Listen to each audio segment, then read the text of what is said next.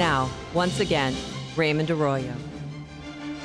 Welcome back to The World Over. For the past several months, the world's attention has been trained on the Middle East and the savage attacks on Christians and other minorities at the hands of the terrorist army ISIS.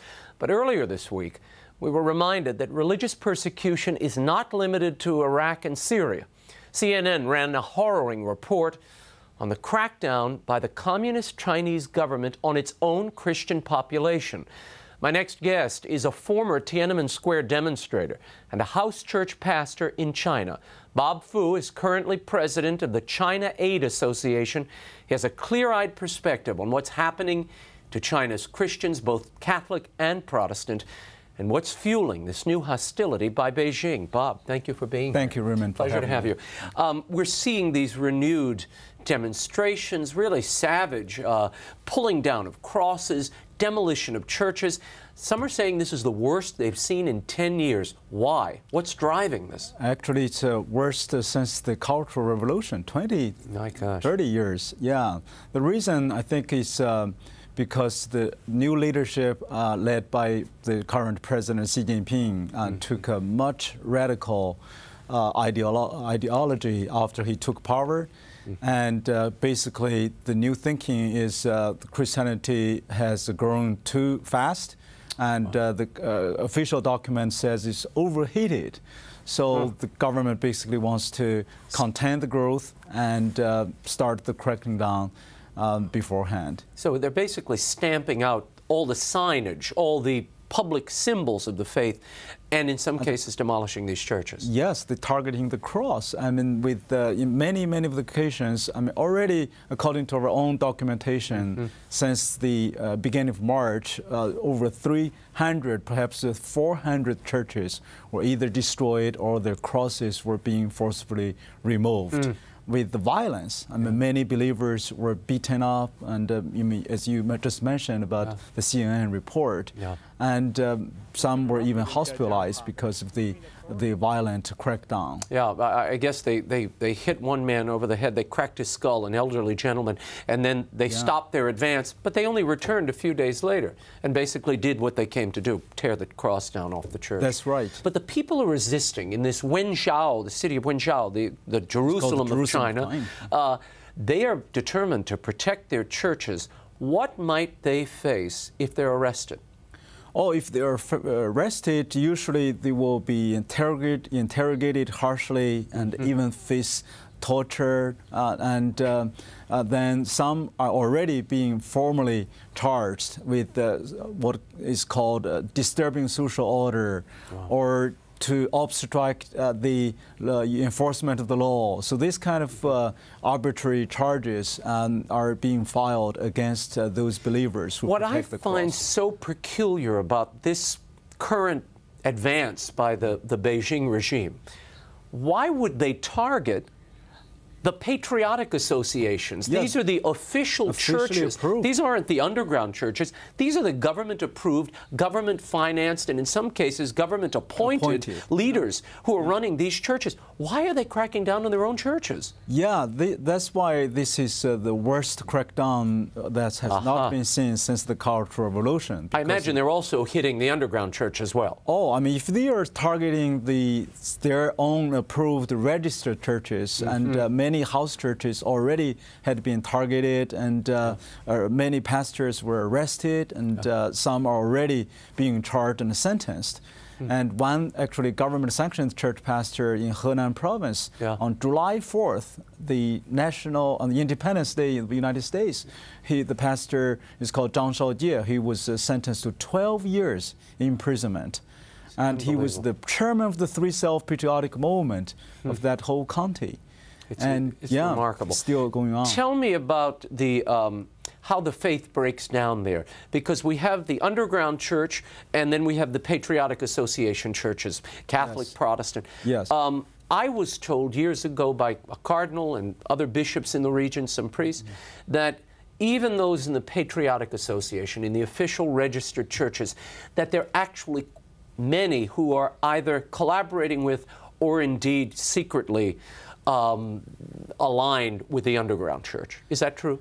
I think it's more true inside the Catholic Church than the Protestant churches. And the Protestant church leaders, especially those political appointees in the leadership of the Three Self-Patriotic Movement and Chinese Christian Council, their political appointees are more loyal to the Communist Party than to the Bible and than to the believers. Wow. And of course, many believers are true Christians. And what is the interaction between the Catholic Church and the Protestant Church and these home churches in China? You know, remember, the persecution really not only strengthened our faith of both the Catholics and the Protestants, but also in a unique way bind them together with love. And in some of the churches, the Catholic bishops, or those who are faithful to the Pope and the Holy Father, were arrested, and then their family members were aided by the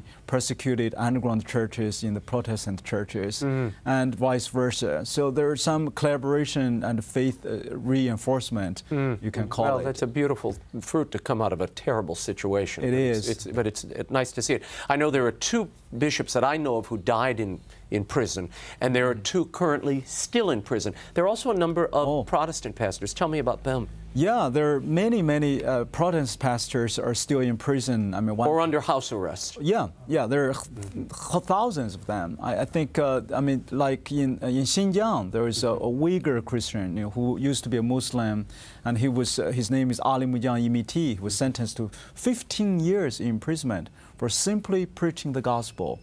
Yeah. Tell me about your incarceration. You were arrested. You and your wife were arrested. You had your own home church. Tell me what happened and how you got out. Yes, that was like 19 years ago when my wife and I we were in Beijing. I was teaching English in the daytime to the Communist Party leaders, and in the evening, and the rest of my time, I was an underground church pastor. And then my wife and I were both imprisoned and thrown into jail in the suburb of Beijing for 2 months. And then after we were released, we were put under house arrest, and my wife was pregnant without permission.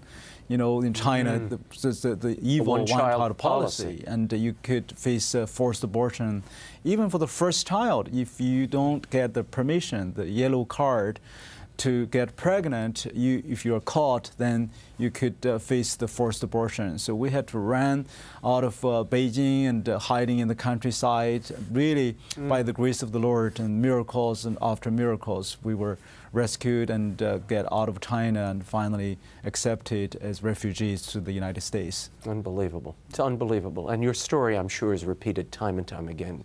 We are so thankful. Yeah, it is really a story of how God's faithfulness has been manifested in our lives. Yeah.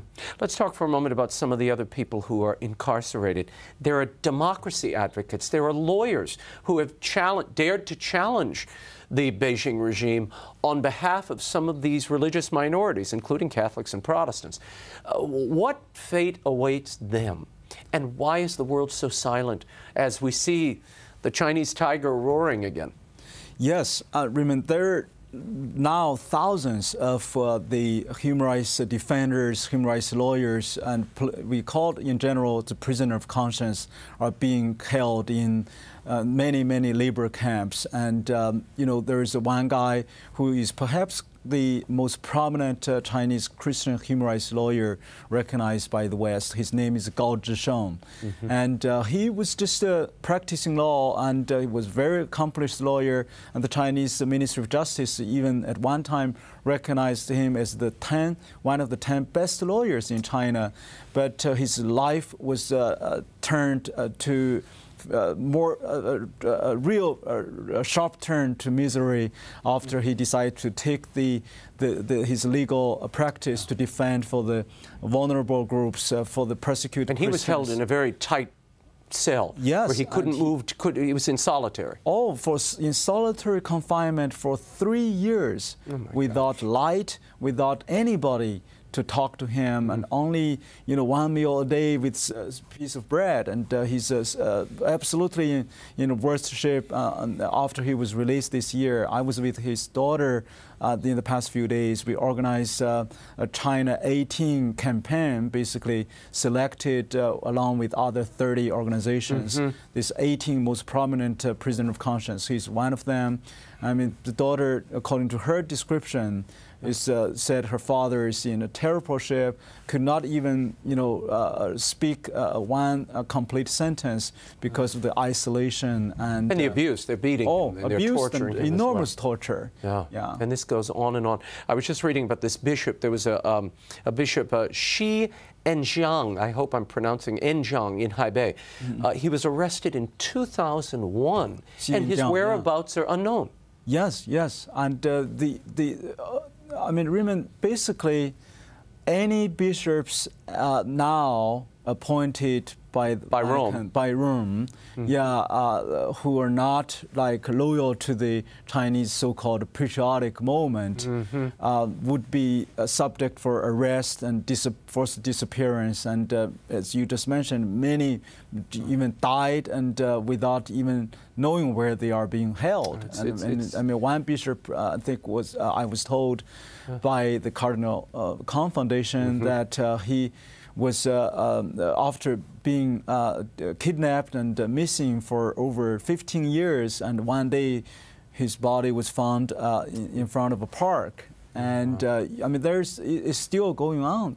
This thing. It's amazing. What would you like to see the United States and the Western world do? Europe, what are you looking for here? We're looking for the solidarity. We're looking for really the core defense of our values, and the fundamental, it's really the fundamental interest of the United States and the European countries to defend for the liberty. If the Chinese government would not even obey its own law by arbitrarily, arrest and abuse those most innocent citizens, the beautiful, people of faith, and who has no political agenda and no subversion and no violence, and if they are treated, how could you expect them to obey the international law? After seeing some of the video we showed people a little earlier, that resistance in the streets, those people standing up with whatever they could get and defying the authorities, do you think this will increase the crackdown on the Christian community?